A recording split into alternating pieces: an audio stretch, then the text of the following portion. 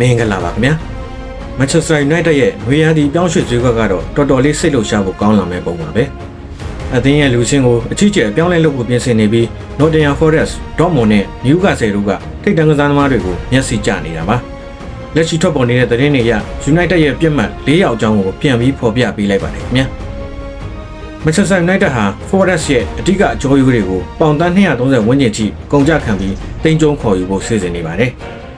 Morgan Gibbs-White ကတော့ကပတိန် Bruno ရဲ့နေရာကိုစားထိုးဖို့ဒါမှမဟုတ်ဝင်ထုတ်ဝင်ဖို့ဆော့ချပေးဖို့ပါ။ဒီရာသီမှာ8ဂိုးသွင်း9ဂိုးဖန်တီးကြပြီး Premier League မှာ Chance Creation ကောင်းဆုံးကစားသမားတွေထဲကတစ်ယောက်ပါ။သူရဲ့စာချုပ်ဖြတ်သိမ်းခြင်းကပေါင်60တန်းကနေ80တန်းကြားမှာရှိနေပြီး Forest တန်းဆင်းသွားရင်တော့ United အတွက်ဖွင့်ရေးပို့တာသွားမှာပါ။မူရီလိုကတော့မကွိုင်းရဲ့နေရာမှာရေရှည်အတွက်အားကိုးဖို့ရည်ရွယ်ထားတဲ့ဘရာဇီးသားလေးပါ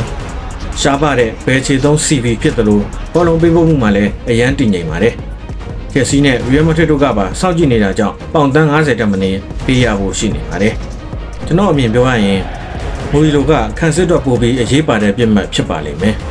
ယူနိုက်တက်ခန့်စစ်ကတည်ငြိမ်မှုလိုအပ်နေတယ်လို့ဘယ်ချေသုံးနောက်ခံလူဆိုတာနီးပြတိုင်းလိုချင်တဲ့ပေဒီပိုင်းစာမှုလိုပါပဲ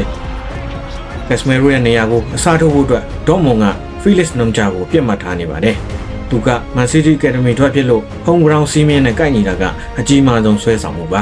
။အောက်စူပါပုံစံမျိုးနဲ့ခန့်စစ်ရောတိုက်စစ်ပါလိုက်ပါနိုင်တယ်လို့ Champions League မှာလည်း3ဂိုးထိသွင်းထားနိုင်ပါတယ်။ပြောင်းရွှေ့ခြင်းအနေနဲ့ဒေါ့မွန်ကပေါင်60တန်းဝန်းကျင်အလိုရှိနေပြီးချက်စီနဲ့အပြိုင်လူရမယ့်အခြေအနေရှိနေပါတယ်။ United ရဲ့နွေရာသီပေါင်183တန်းစီမံကိန်းထဲမှာ Newcastle ရဲ့လူငယ်ကျယ်ဝင့် Lewis Hall ကအဓိကနေရာမှာရှိနေပါတယ်။သူ့ကိုခေါ်လိုက်ရင်လက်ရှိအသင်းက Patrick Dorgu ကိုနောက်တန်းမှာမထားတော့ဘဲဝင်ငါအဖြစ်ပို့ပြီးတိုက်စစ်ဆင်ကိုင်းမှုရည်ရွယ်ထားတာပါ။ပြည့်တင်မောနဲ့ Sussex တွေမှာအရေးချင်းရှိတယ်လို့